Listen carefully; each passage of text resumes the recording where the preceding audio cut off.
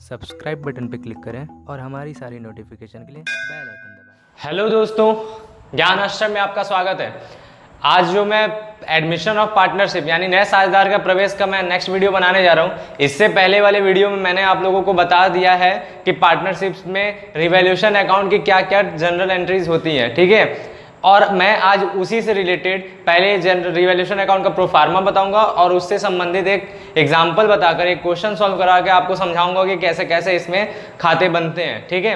अभी केवल खातों का मैं एंट्री खातों का बनाना मैं बताऊंगा। इसके बाद मैं आपको बताऊंगा कि कैसे जनरल एंट्री करते हैं और फिर खाते बनाते हैं। अभी केवल डायरेक्ट में खाता में पोस्टिंग आपको सिखाऊंगा। यानी आज की वीडियो में आपको रिवैल्यूएशन अकाउंट बनाना बताऊंगा, पार्टनर्स कैपिटल अकाउंट बनाना बताऊंगा और सीधे हम क्या बैलेंस शीट बनाना सीखेंगे, ठीक है। उससे पहले लेकिन सबसे पहले हम रिवैल्यूएशन का फॉर्मेट समझेंगे।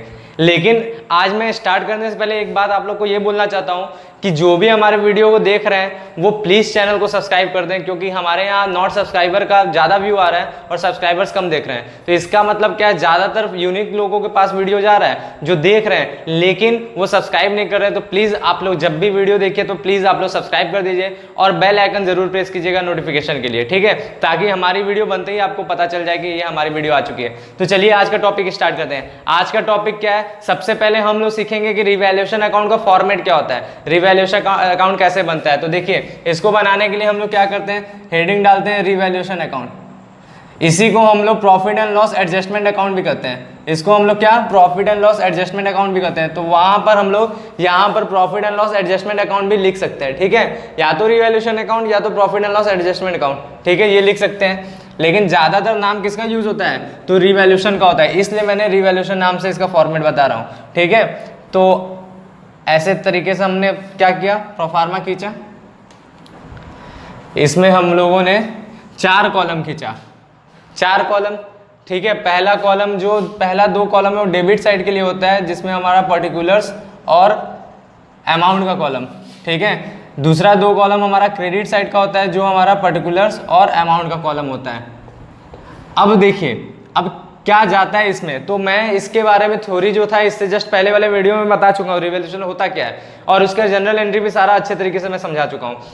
अब देखिए बनता कैसे है, तो इसमें हमने बताया था कि ये खाता तभी बनता है जिसमें जब हमारा कोई साझेदार प्रवेश लेता है, जब रिटायर होता है, या फिर मैंने एक एकदम कीवर्ड टाइप का बता दिया था, एक पॉइंट से समझाया था आपको कि कभी भी किसी भी कंडीशन से अगर साझेदारी व्यवसाय में लाभ हानि अनुपात में परिवर्तन होता है तो हमारे फर्म का पुनर्गठन होता है। और जब फर्म का पुनर्गठन होगा तो ये अकाउंट जरूर से बनेगा, ठीक है, ये अकाउंट जरूर से बनेगा अगर हमारे संपत्ति और दायित्व के शेषों में बदलाव हो रहे हैं, ठीक है।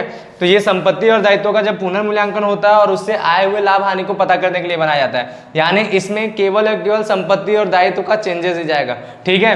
तो इसके डेबिट में हमारा क्या जाता है, जो हानि होगा संपत्ति और दायित्व के घटने बढ़ने से जो हानि होगा, तो संपत्ति हमारा घटता है, यानी to decrease in the value of assets. अगर हमारा संपत्ति घटता है तो वो इसके डेबिट में जाता है, तो डेबिट में हमारा गया। अगर हमारा दायित्व बढ़ता है, यानी to increase in the value of liabilities, अगर हमारा दायित्व बढ़ता है तो वो हमारा घाटा है, वो हमारा इधर जाएगा, ठीक है, वो हमारा लॉस है। फिर उसके बाद अगर कोई हमारा अनरिकॉर्डेड लायबिलिटी है जो पहले नहीं था अभी आ रहा है, तो वो भी हमारे लिए क्या है, वो भी हमारे लिए लॉस है, इसलिए अनरिकॉर्डेड लायबिलिटी भी इधर ही जाएगा। जैसे लायबिलिटीज बढ़ना हमारे लिए घाटा है, उसी तरह अनरिकॉर्डेड भी हमारे लिए क्या होगा, अनरिकॉर्डेड भी हमारे लिए घाटा होगा, क्योंकि पहले नहीं था अब आ रहा है, यानी शून्य से सीधे बढ़ जा रहा है कुछ, तो वो हमारे लिए घाटा है। तो ये 3 चीज, और इधर क्या जाएगा, इधर हमारा जाएगा इसके जस्ट ऑपोजिट, संपत्ति यहाँ घटा है तो लॉस है, तो इधर क्या, इसी तरह संपत्ति अगर बढ़ेगा तो हमारे लिए प्रॉफिट होगा by increase in the value of assets, in the value of assets. अगर संपत्ति का मूल्य बढ़ता है तो वो हमारे लिए लाभ है, तो वो हमारा किधर जाएगा, क्रेडिट में जाएगा। फिर इधर के साइड में by decrease in the value of liabilities, अगर हमारा दायित्व के मूल्य में कमी हो रहा है तो वो हमारा लाभ है, इसलिए वो भी क्या होगा, वो भी क्रेडिट में जाएगा। और इसी तरह जैसे वहां पर दायित्व आया था अनरिकॉर्डेड, अगर हमारा अनरिकॉर्डेड एसेट्स है तो वो भी हमारे लिए लाभ हो जाता है, अनरिकॉर्डेड एसेट्स वो भी हमारे लिए लाभ हो जाता है, वो भी हमारा क्या होगा, क्रेडिट में जाएगा, ठीक है। इनके अलावा इनके अलावा अगर कोई भी और रीजन से भी हमारा एसेट्स और लायबिलिटीज में कमी और अधिक हो रहा है, यानी प्रॉफिट या लॉस हो रहा है, तो वो भी रिवैल्यूएशन में जाएगा। मेनली मैं इन 3 चीज को लेके ही समझा रहा हूं, तो इससे आप समझ सकते हैं किसी भी कारण से अगर संपत्ति या दायित्व में अगर कमी होता है या लाभ या हानि होता है, तो वो हमारा क्या होगा, रिवैल्यूएशन अकाउंट में जाएगा। समझ में आया ये मेन पॉइंट, मेन इसी को लेके चलते हैं, ठीक है। अब इधर जोड़ते हैं और इधर जोड़ते हैं, अगर इधर योग करते हैं, अगर इधर का योग ज्यादा और इधर का योग कम होता है तो हमारे लिए वो प्रॉफिट होता है, और उस प्रॉफिट को इस तरह करके लिखते हैं, to profit transfer to capital accounts, ठीक है, कैपिटल अकाउंट्स, ठीक है। तो अब हमारा क्या होता है, जितने साझेदार हैं उनमें हम लोग किस रेशियो में, ओल्ड रेशियो में बांट देते हैं। याद रखिएगा, रिवैल्यूएशन के लाभ या हानि को केवल और केवल पुराने साझेदारों में बांटते हैं, ठीक है, केवल और केवल पुराने साझेदारों में बांटते हैं। और किस अनुपात में बांटते हैं, पुराने अनुपात में बांटते हैं, जो भी लाभ होगा या जो भी हानि होगा, ठीक है। तो यहाँ पर मान लेते हैं पुराने साझेदार ए बी हैं, तो इस हिसाब से लिख दिया। इसी तरह अगर हमारा लॉस होता है तो लिखेंगे by loss transfer to capital account. अगर लॉस है तो हमारा वो भी हमारा जाएगा पुराने साझेदारों में, पुराने लाभ हानि अनुपात में, ठीक है, और बांटकर इस तरह लिखेंगे। इस तरह से हम इसको शो करेंगे। लेकिन क्या है, ये समझना है कि हमारा यहाँ पर हम केवल कैपिटल अकाउंट लिख रहे हैं, लेकिन अगर क्वेश्चन को हमें स्थायी पूंजी खाता विधि से बनाना है, स्थायी पूंजी बनाना है, तो ऐसे कंडीशन कैपिटल की जगह करेंट भी यूज हो सकता है, ठीक है, क्योंकि स्थायी पूंजी में पूंजी का शेष परिवर्तित नहीं होता है ना, तो वहां पर करेंट भी यूज हो सकता है। फिर हम यहाँ पर टोटल कर देते हैं, फिर यहाँ पर हम लोग टोटल कर देते हैं। बहुत आराम से मैंने इसको समझाया है। अब इसका क्या है, अब इसका एग्जाम्पल यानी एक क्वेश्चन जो हमारे बुक में है, हमारा बुक एस.एम. शुक्ला का है। एस.एम. शुक्ला में पेज नंबर हमारे बुक में 82 है, और 82 पेज नंबर में क्वेश्चन नंबर 20 है। उसको मैं आज यहाँ पर करके आपको समझाता हूँ, क्वेश्चन नंबर 20 को, ठीक है, कैसे होगा। तो पहले आप लोग इस वीडियो को रोक करके आप लोग इसको नोट कर लेंगे कि इस प्रकार से इसका प्रोफार्मा है, फॉर्मेट है, इसी प्रकार से इसको सॉल्व किया जाता है, ठीक है। तो आप लोग पहले इसको नोट कर लीजिए और हम क्वेश्चन पे चलते हैं। तो चलिए क्वेश्चन पे चलते हैं। देखिए क्वेश्चन थोड़ा बड़ा है, तो हमारे पूरे स्क्रीन पे क्वेश्चन लगेगा, आप लोग देखिएगा, मेरे साथ साथ पढ़िएगा उसको, ठीक है। क्या लिखा है, निम्नलिखित आर्थिक चिट्ठा ए और बी का है जो साझेदारी में है और लाभ हानि 3:2 के अनुपात में विभाजित करते हैं। दायित्व पक्ष में हमारा लेनदार दिया है 15,000, देय विपत्र है 4,310, पूंजी खाते हैं ए का 24,000, बी का 9,000, कुल मिला के 33,000 है, ठीक है। और इधर का दायित्व का टोटल है 52,310। संपत्तियां पक्ष में दिया है हमारा भूमि और भवन 10,000, मशीनरी और प्लांट 4,500, फर्नीचर हमारा दिया है 900, रहतिया हमारा 12,500, देनदार दिया है 22,500 जिसमें संचिति है 4,000 का, घटाकर हो जाता है 18,500, विनियोग दिया है 4,250 और रोकड़ दिया 1,660, कुल मिलाकर हमारा 52,310 हो गया है। उन्होंने सी को साझेदारी में लिया और समझौते की शर्तें निम्नलिखित हैं।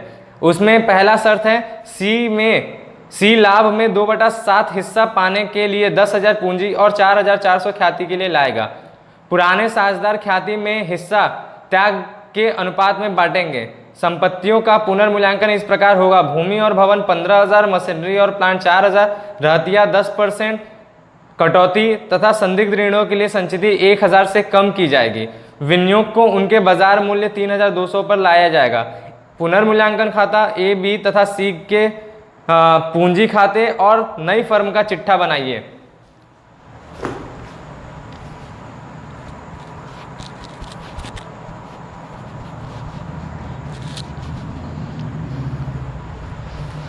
तो आप लोग को क्वेश्चन समझ में आया, ये क्वेश्चन है। अब इसका मैं सॉल्यूशन यहाँ पे करता हूँ, साथ साथ देखते हुए चलिएगा, मैं बोलते हुए यहाँ पे सॉल्यूशन कर रहा हूँ, आराम से आपको सारा बात समझ में आएगा, ठीक है। तो सबसे पहले क्या बोला है क्वेश्चन में, पुनर्मूल्यांकन खाता बनाइए, फिर क्या बोला है पूंजी खाता बनाइए, और फिर क्या बोला है आर्थिक चिट्ठा बनाइए। तो यही 3 चीज यहाँ पे बनेगा, ठीक है। सारे नियम कानून जो मैं पुराना बताया हूँ सारे चीजों को याद रखना है, क्योंकि उसी के अकॉर्डिंगली धीरे धीरे स्टेप बाय स्टेप हम लोग क्या करेंगे, आगे क्वेश्चन सीखते जाएंगे। तो सबसे पहले हमारा क्या होगा, रिवैल्यूएशन अकाउंट बनेगा।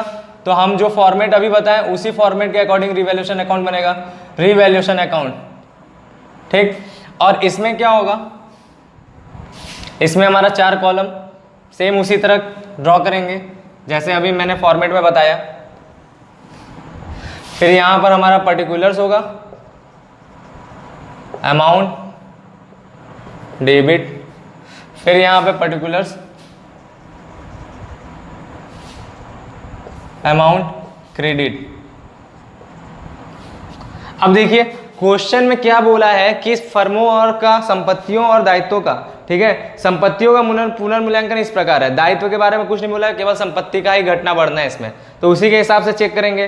तो बताया भूमि और भवन 15,000, भूमि और भवन 15,000, पहले था 10,000। देखिए पुराना चिट्ठा और एडजस्टमेंट इन दोनों को कंपेयर करके समझते हैं। तो बताया है कि पहले जो बैलेंस शीट में जो था वो पुराना बैलेंस होता है पुनर्मूल्यांकन के पहले का, और एडजस्टमेंट में जिस प्रकार की बातें होती है उस प्रकार से हम लोग काम करते हैं। तो बताया है पहले भूमि और भवन जो था उसमें कितना, बैलेंस शीट में 10,000 था, और नीचे एडजस्टमेंट में बोला है क्या है कि वो कितने का हो गया, वो 15,000 का हो गया, वो 15,000 का हो गया। तो समझने वाली बात है कि 10,000 से 15,000 हुआ, बढ़ा कि घटा, बढ़ा कि घटा, तो एकदम आराम से समझ में आ रहा है क्या हुआ, बढ़ा।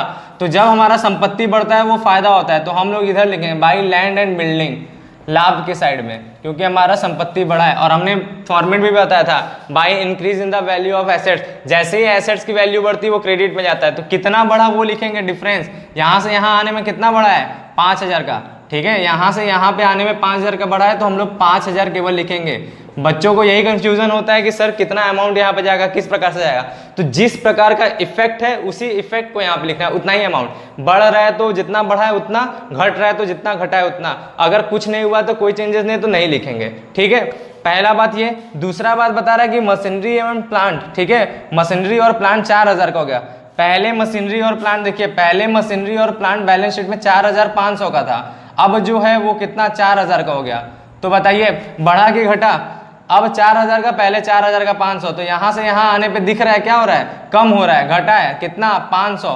तो घटा है, संपत्ति घटेगा तो किस साइड जाएगा, डेबिट में। तो लिखेंगे to machinery and plant, plant and machinery होना चाहिए, इसमें उल्टा लिखा है, चलिए हम जैसा लिखा है वैसे लिखेंगे, machinery and plant. Machinery and plant हमने लिख दिया, कितना रुपए घटा है, तो केवल 500 रुपए।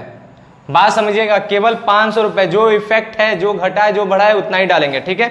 इसके बाद आगे बताया रहतिया पर 10% की कटौती। कटौती का मतलब क्या होता है, कम करना। तो सीधी सी बात है, कम हुआ है तो रहतिया हमारा संपत्ति है, संपत्ति कम हुआ तो इस साइड जाएगा। तो हम लिखेंगे टू स्टॉक, टू स्टॉक, ठीक है। कितना कटौती, 10%।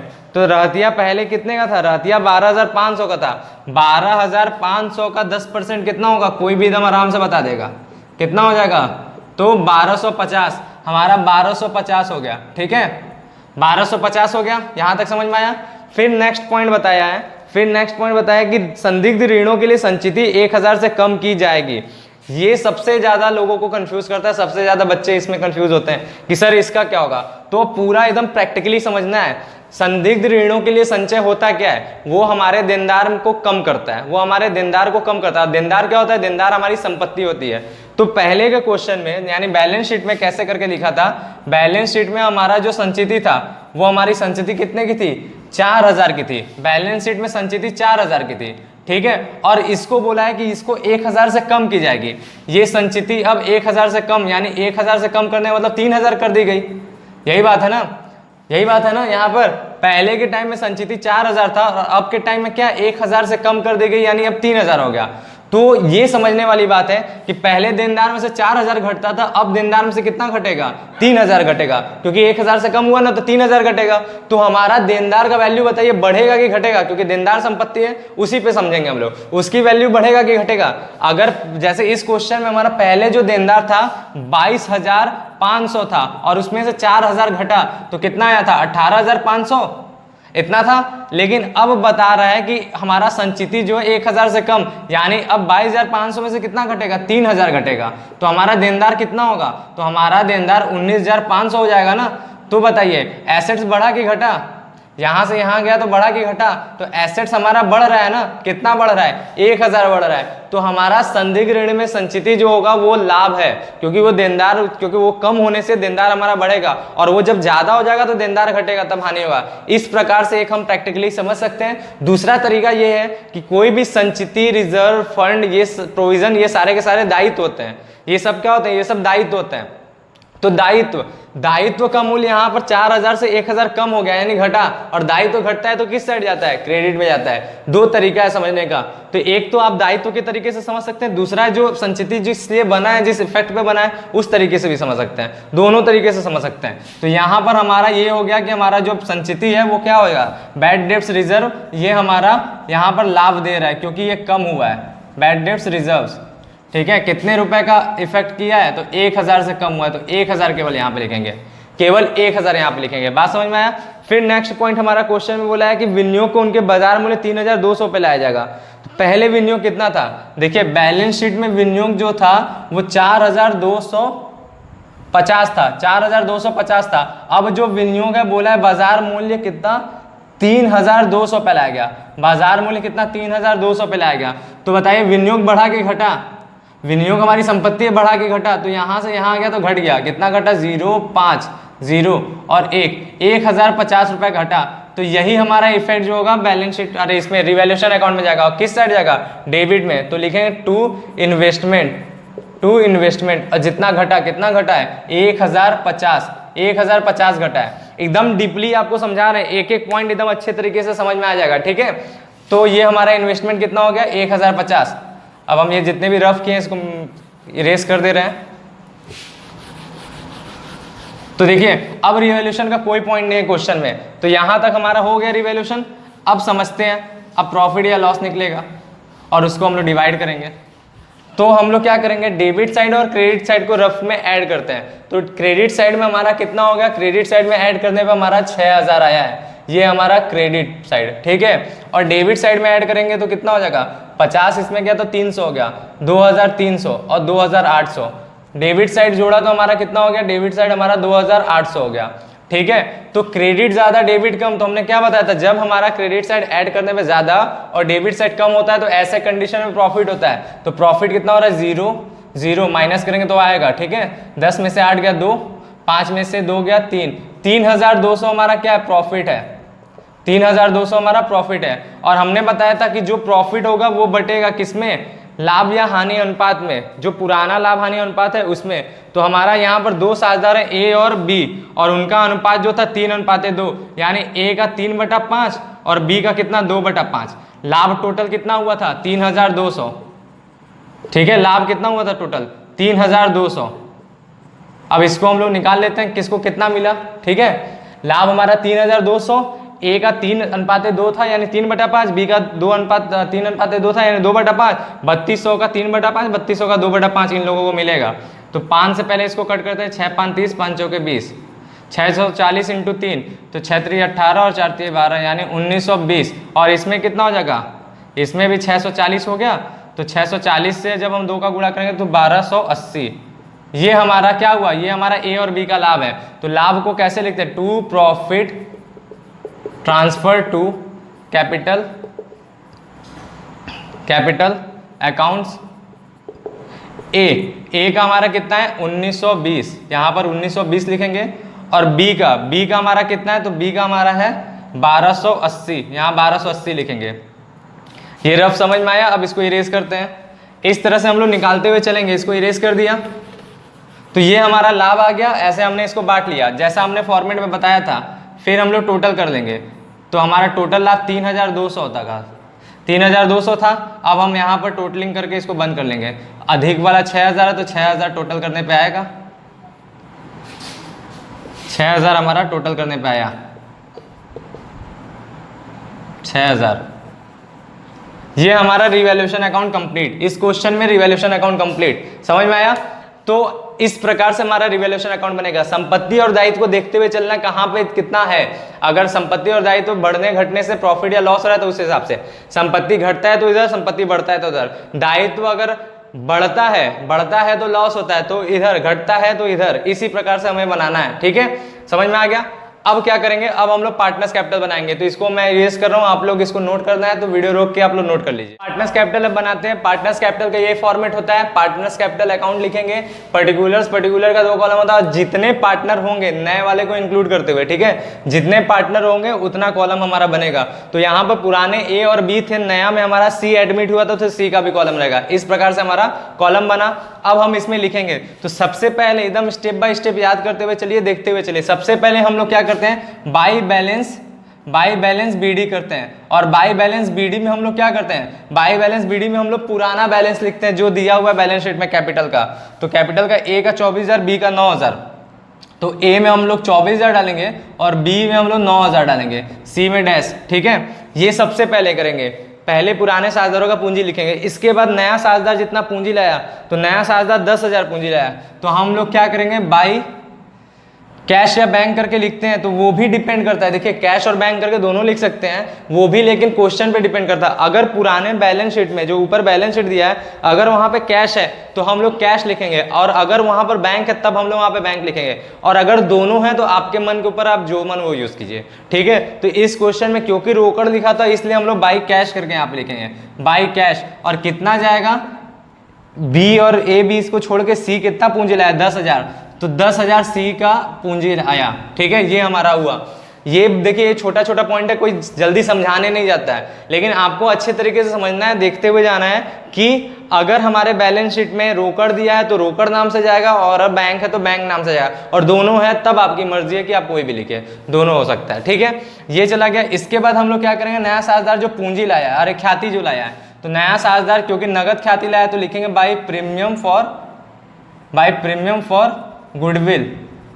और इसको किस अनुपात में बांटते हैं, तो इसको त्याग अनुपात में बांटते हैं। तो देखिए, क्योंकि ये पहले कंडीशन का क्वेश्चन है, पहले केस का, हम लोग क्या, हमने त्याग अनुपात और नया लाभ हानि अनुपात निकालना बताया था आपको एकदम स्टार्टिंग में। तो ऐसा करके हमने 4 केस में क्वेश्चन बताया था, केस 1, केस 2 करके हमने 4 केस में क्वेश्चन बताया था। तो केस 1 पहचानने का तरीका क्या होता है, केस 1 पहचानने का तरीका होता है कि जब हमारा पुराना अनुपात दिया हो, जैसे यहाँ पे 3:2 है, और नया साझेदार का हिस्सा दिया हो, जैसे यहाँ पर नया साझेदार कितने हिस्से के लिए आ रहा है, 2/7, नया साझेदार का हिस्सा दिया है, ठीक है, नया साझेदार का हिस्सा दिया है। तो ऐसे कंडीशन में, और इसके बारे में कोई भी जिक्र नहीं बोला है कि ये इतना हिस्सा किस प्रकार से प्राप्त कर रहा है, तो ऐसे कंडीशन में जो केस 1 का क्वेश्चन हो जाता है, जो क्वेश्चन होता है वो कौन सा होता है, केस 1 का हो जाता है। तो नया साझेदार का हिस्सा और पुराना अनुपात, केस 1 है, तो केस 1 में हमने बताया था कि जो पुराना अनुपात होता है वही हमारा त्याग अनुपात भी होता है, ठीक है। यानी यहाँ पर हमारा जो त्याग अनुपात है वो भी क्या होगा, 3:2 ही आएगा, ठीक है, समझे। यहाँ पर त्याग अनुपात भी क्या होगा, 3:2 ही आएगा, क्योंकि ये केस 1 का क्वेश्चन है। मैं पूरा सॉल्व नहीं करने जा रहा हूँ, और आप लोगों को बताया है मैंने कि किस प्रकार से निकाला जाता है। तो वर्किंग नोट में, लेकिन एग्जाम में दिखाना है, वर्किंग नोट में एग्जाम में दिखाना है। हम इसलिए यहाँ पर इसलिए नहीं बता रहे हैं सारी चीज, क्योंकि क्वेश्चन बहुत बड़ा हो जाएगा, वीडियो भी बहुत लेंथी हो जाएगा, ठीक है, बोरिंग लगने लगेगा। तो ये आप लोग निकाल लेंगे, और ये छोटे छोटे पॉइंट्स है जो यहाँ पर रिकॉल कराते रहेंगे, बताते रहेंगे, जिससे आपका क्वेश्चन फटाफट सॉल्व होगा, ठीक है। तो हमारा ये समझ में आया, ये पहला क्वेश्चन है, अरे मतलब पहले केस का क्वेश्चन है, तो ये हमारा 3:2 ही त्याग अनुपात होगा। यहाँ पर जो ख्याति है वो 4,400 है, यहाँ पर जो ख्याति है वो 4,400 है। तो ए का इसमें हिस्सा कितना होगा, ए का हिस्सा 3/5 होगा, और बी का हिस्सा कितना होगा, बी का हिस्सा 2/5 होगा 4,400 में से। तो हम निकाल लेंगे, तो निकालेंगे 5 से कट करके 8×5 = 40, ठीक है, और फिर 8×5 यानी 880 × 3 करेंगे, और 880 × 2, तो 880 × 3 किए तो 0, 8 3 के 24 का 4 हासिल लगा 2, 8 3 के 24 2 26, ठीक है, यानी 2640। और इधर भी करेंगे 0, 8 दूना 16 का 6 हासिल लगा 1, 8 दूना 16 1 17, 1760। तो हमारा प्रीमियम फॉर गुडविल में ए में जाएगा 2640, और बी में जाएगा 1760, ठीक है, हो गया, ये भी क्लियर हो गया, ये भी समझ में आ गया। अब आगे इसमें देखेंगे कि क्या है। तो ऊपर कंप्लीट हो गया इधर का एडजस्टमेंट, बस इतना ही पॉइंट था जो इसमें जाता था। अब हमारा रिवैल्यूएशन अकाउंट का बैलेंस लिखेंगे, बाई रिवैल्यूएशन अकाउंट, क्योंकि प्रॉफिट हुआ था इसलिए इधर जाएगा, हमारा प्रॉफिट हुआ था इसलिए इधर जाएगा। अगर लॉस होता है तो वो इधर जाता, प्रॉफिट को इधर लिखते हैं, लॉस को इधर लिखते हैं। तो रिवैल्यूएशन में हमारा कितना आंसर आया था, तो 1920 और 1280, तो वो लिखेंगे 1920 और 1280, ये लिख लिया। और कुछ बचा है, और कुछ बचा है, तो पूरे क्वेश्चन में और ऐसा कुछ भी नहीं है जो इसमें जा सके, ठीक है। अगर देखिए इसके बाद मैं आगे और भी केसेस बताऊंगा जिसमें और भी चीजें इसमें जाता है। अभी फिलहाल एकदम बेसिक, एकदम बेसिक क्वेश्चन है, बहुत इजी क्वेश्चन है, वो मैं समझा रहा हूँ क्योंकि मैं सारी चीज़ों को अभी तक जितना भी बेसिक थ्योरी था और बेसिक क्वेश्चन के रिलेटेड जो भी पॉइंट्स है वो समझा दिया। तो एक एग्जाम्पल बच्चे मांग रहे थे कि सर बता दीजिए, तो इसलिए हमने ये बता दिया। समझ में आ गया। अब क्या करेंगे, अब हम लोग बैलेंस निकालेंगे क्योंकि इधर घटाने के लिए कुछ नहीं है, तो जो भी जोड़ेंगे वही बैलेंस हो जाएगा। तो यहाँ पर लिखें टू बैलेंस सी डी। ए का बैलेंस निकालते हैं तो 24,000 2 26,000, 26 1 27,000, 27,640 और प्लस 920 ऐड कर देते हैं 0 4 2 6 9 6 15 का 5 हासिल लगा 1, 28,560 ए आया 28,560। बी का निकालते हैं 9,000 एक 10,000 एक कितना एक 11,000, 11,760, 11,760 प्लस 280 ऐड कर लेते 0, 8 से 14 का 4 हासिल लगा 1, 7 2 9 1 10 का 0 हासिल लगा 1, 12,040, ठीक है। बी हमारा आया 12,040 और सी का हम देखेंगे तो सी में केवल 10,000 है तो 10,000। ये हमारा हो गया पार्टनर्स कैपिटल कंप्लीट, ये हमारा आंसर आ गया। अब इसको हम लोग टोटल कर लेंगे, एक लाइन से, तो हमारा टोटल हो जाएगा यहाँ पर 28,560, यहाँ पर 12,040 और यहाँ पर 10,000, सेम इसी तरह इधर भी कर लेंगे, सेम 28,560, 12,040 और 10,000। तो पार्टनर्स कैपिटल भी हमारा क्या हुआ, कंप्लीट हो गया। ये रफ ऑफ था, इसको आप लोग देख लेंगे, ठीक। इसको भी आप लोग नोट कर लीजिए। अब हम बनाने जा रहे हैं क्या, बैलेंस शीट। एकदम स्टेप बाय स्टेप धीरे धीरे लेके चलें ताकि आप लोग को एकदम अच्छे तरीके से समझ में आए। अब हम बैलेंस शीट बनाते हैं, इसको भी आप लोग नोट कर लीजिए। बैलेंस शीट का फॉर्मेट ये है, हम लोग क्या करते हैं, सबसे पहले बैलेंस शीट लिखते हैं, ब्रैकेट में एज एट और जिस डेट पे हमारा बैलेंस शीट बन रहा है, क्योंकि इस क्वेश्चन में कोई भी डेट नहीं बोला है तो हमने एज एट करके डैश डैश दे दिया। इसको लिखेंगे, डेट ना देगा तब भी, क्योंकि ये फॉर्मेट का हिस्सा है। हम लोग फॉर्मेट को पूरी तरह से बनाते हैं चाहे वो उसके बारे में इंफॉर्मेशन हो या ना हो, तो ये फॉर्मेट का इसलिए हिस्सा है, इसलिए इसको इस तरह लिखेंगे। फिर हमारा कॉलम जो बनता है, पहला होता है, दो कॉलम जो होता है वो कैपिटल एंड लायबिलिटी का इधर का कॉलम और उसका अमाउंट का कॉलम, इधर हमारा एसेट्स का कॉलम और इसके अमाउंट का कॉलम, एसेट के अमाउंट का कॉलम, इस प्रकार से बनेगा।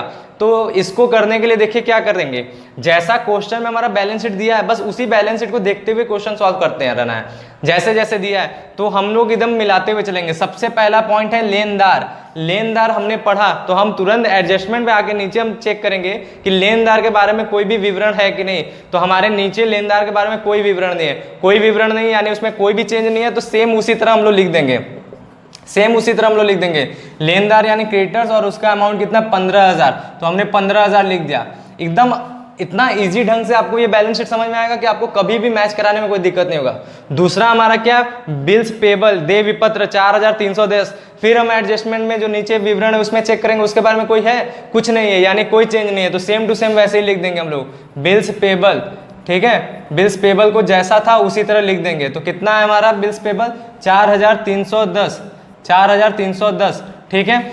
अब इसके बाद क्या होगा, इसके बाद हमारे क्वेश्चन में बोला है कैपिटल, पूंजी है, तो कैपिटल्स हम लिख देंगे, कैपिटल्स ए बी सी। अब हमारे साझेदार 2 नहीं है बल्कि 3 है, क्योंकि ये कौन सा बैलेंस शीट है, ये नए साझेदार को सम्मिलित करते हुए नया बैलेंस शीट बन रहा है, तो हमारे 3 है। तो जो उनका पूंजी का बैलेंस है तब वो लिखेंगे। जो इससे पहले पार्टनर्स कैपिटल बना था उसमें जो पूंजी का बैलेंस था, बैलेंस सीडी वाला, वो अमाउंट लिखेंगे। कितना, ए का 28,560, बी का हमारा कितना था 12,040 और सी का हमारा कितना था तो 10,000। ये पूंजी है, इनको ऐड करके अंदर लिखेंगे। तो इनको ऐड करेंगे तो 0 6 4 10 का 0 हासिल लगा 1, 5 1 6, 8 2 10 का 0 हासिल लगा 1, 2 2 4 1 5, 50,600 हमारा पूरा कुल पूंजी हुआ। अब हमारे इस बैलेंस शीट में लायबिलिटी साइड में कुछ भी नहीं है, लायबिलिटी साइड में कुछ नहीं है, लेकिन ऐसा नहीं कि कंप्लीट होगा। फिर हम लोग समायोजन को पढ़ेंगे कि उसके अंदर ऐसा कुछ है कि नहीं जो हमारा किससे संबंधित हो, लायबिलिटी से। तो हमने पूरा विवरण पढ़ा, उसमें ऐसा कोई भी पॉइंट नहीं है, तो हो गया ये कंप्लीट। अब हम चलते हैं किधर, एसेट साइड में। तो एसेट साइड में सबसे पहला लैंड एंड बिल्डिंग है, तो हम लोग लिखेंगे land and building, land and building. और जैसे ही इसको हमने पढ़ा तो तुरंत हम लोग विवरण में चेक करेंगे उसके बारे में कुछ है तो है। लैंड एंड बिल्डिंग जो है अब 15,000 का पुनर्मूल्यांकित हो गया, तो यहाँ पर नए वैल्यू को लिखते हैं। यहाँ पर हम क्या करते हैं, नए वैल्यू को लिखते हैं। तो लैंड एंड बिल्डिंग 15,000 हो गया तो हम लोग 15,000 सीधे लिख दिए, पुराने वाले एक से कोई मतलब नहीं, चेंजेस के बाद वाला चीज लिखते हैं 15,000। उसी तरह हमारा क्या, हम प्लांट एंड मशीनरी, इसमें क्योंकि मशीनरी एंड प्लांट है तो वही लिखेंगे। मशीनरी एंड प्लांट हमारा कितना हो गया, मशीनरी एंड प्लांट हमारा 4,500 था, लेकिन अब पुनर्मूल्यांकित होकर 4,000 हो गया, तो 4,000 हम लोग लिखेंगे, ठीक है 4,000। फिर इसके बाद हम लोग आगे देखेंगे तो हमारा है फर्नीचर। फर्नीचर, तो फर्नीचर में भी हमारा देखेंगे उसमें कोई चेंजेस है तो उसमें भी हमारा नीचे कोई भी डिटेल में फर्नीचर के बारे में नहीं था, तो हम लोग सेम टू सेम लिख देंगे फर्नीचर 900 रुपये जितना है। फिर हमारा क्या है, रहतिया, रहतिया हम लिखेंगे। रहतिया के बारे में विवरण है क्या, इसमें 10% कटौती हुआ, तो रहतिया हमारा पहले कितना था 12,500। अगर कटौती की बात बोलेगा तो जैसा है उसको शो करना पड़ेगा, और सीधे पुनर्मूल्यांकित वैल्यू तो सीधे हम डाल सकते हैं। हमारा कटौती हुआ तो हम लोग डिक्रीज लिख दिए, कितना 10% कितना आया था 1250, माइनस कर दिए तो कितना आ जाएगा 052, ठीक है 12 में से 1 गया तो 1 और 1, 11,250 हमारा हो गया, ठीक है 11,250। स्टॉक हो गया, स्टॉक के बाद हमारा देनदार है, देनदार अब इसमें भी हमारा बदलाव है, लेकिन देनदार में बदलाव नहीं बल्कि उसकी संचिति में बदलाव है, तो हम लोग संचिति चेंज करेंगे। 22,500 हमारा देनदार दिया है और उसमें से संचिति जो था रिजर्व वो कितना, वो 1,000 से कम हो गया था, तो 1,000 कम करके लिखेंगे। 4,000 की जगह हम लोग कितना लिखेंगे 3,000 और माइनस करके लिख देंगे हमारा कितना 19,500।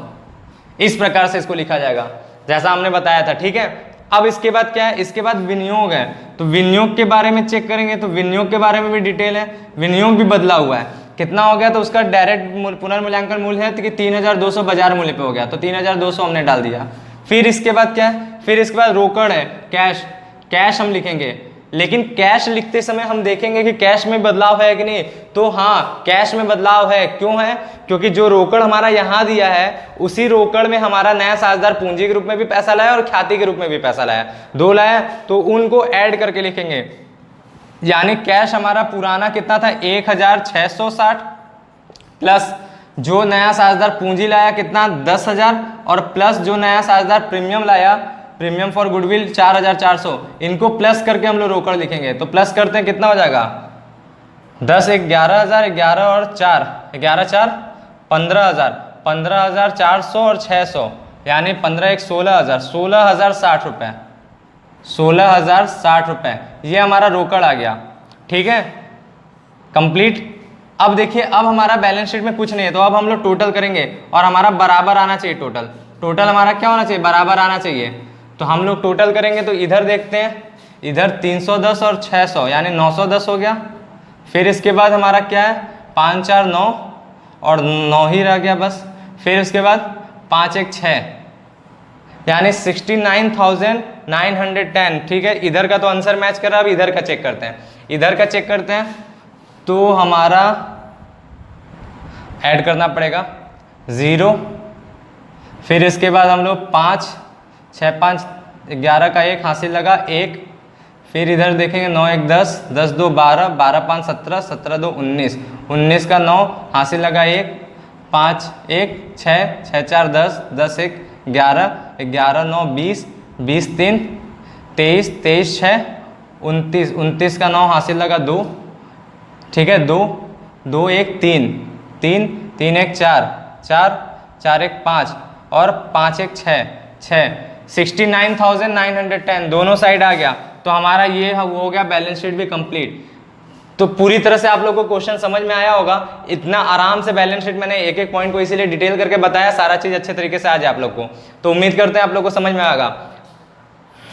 नोट कर लीजिए, इसको भी आप लोग वीडियो रोक करके नोट कर लीजिएगा सारे पॉइंट्स, मैं हट जाता हूं ताकि आप लोग आराम से नोट कर सकें। इसको अच्छे तरीके से वीडियो रोक करके नोट कर लीजिएगा। चलिए बस आज के लिए इतना ही, आज के लिए इतना ही। और अब हम क्या करेंगे, नेक्स्ट वीडियो आपको बताएंगे कि इसके अलावा, रिवैल्यूएशन के अलावा बहुत से ऐसे पॉइंट होते हैं जो हमारे इफेक्ट डालते हैं किसमें, पार्टनर्स कैपिटल में, ठीक है। उसकी हम लोग ट्रीटमेंट बताएंगे, मतलब जनरल एंट्री उसका कैसे होता है और उसको खाते में किस प्रकार से पोस्ट करेंगे, जनरल एंट्री के बाद क्वेश्चन से समझेंगे, ठीक है। तो आज के लिए इतना ही। लेकिन एक बात मुझे बहुत अच्छा लगा कि बहुत लोग हमारे साथ जुड़ रहे हैं अच्छे तरीके से, उनको मेरा काम पसंद आ रहा है। और मैं एकदम नया यूट्यूबर, अभी जस्ट मैं यूट्यूब पर पढ़ाना स्टार्ट किया हूँ, बहुत ज़्यादा दिन हुआ नहीं है और इतनी जल्दी मुझे ग्रोथ मिला, इसका मुझे बहुत ज़्यादा खुशी है। और आप लोग इसी तरह अपना सपोर्ट बनाए रखिए। लेकिन जितने लोग नए लोग जुड़ रहे हैं वो प्लीज़ चैनल को सब्सक्राइब कर दिए प्लीज़, क्योंकि एकदम नया है और जितना आप लोग सब्सक्राइब करते जाएंगे, जितना अच्छा कमेंट और लाइक हमारे पास आता रहेगा, उतना ही ज़्यादा मैं मोटिवेट होकर और अच्छे तरीके से पढ़ाने के लिए कोशिश करूंगा।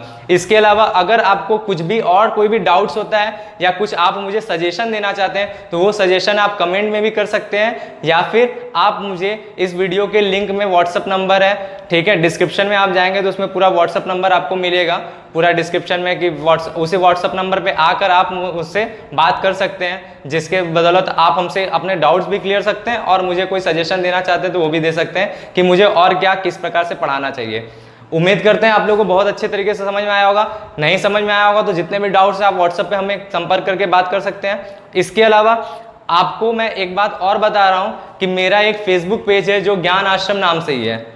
उस फेसबुक पेज पे मैं सुबह 8:30 बजे लाइव क्लास लेता हूँ, वहाँ पर भी आप लोग मुझसे जुड़ सकते हैं। तो वो पूरी तरह से लाइव स्ट्रीम होती है, वहाँ पर आप लोग आकर अच्छे तरीके से मेरे साथ पढ़ सकते हैं और कमेंट वहाँ पे भी कर सकते हैं, जिससे आप लोग का पूरा एकदम लाइव क्लास का माहौल मिलेगा। बहुत से बच्चे वहाँ पर भी आते हैं तो आप लोग वहाँ पे भी मुझसे जुड़ सकते हैं। ये आपका एक रिवीजन की तरह से हो सकता है और वो आपका एकदम लाइव क्लास जैसे क्लासेस चलते हैं उस तरह भी हो सकता है। तो बस आज के लिए इतना ही, धन्यवाद। वीडियो को प्लीज़ शेयर करते रहिए।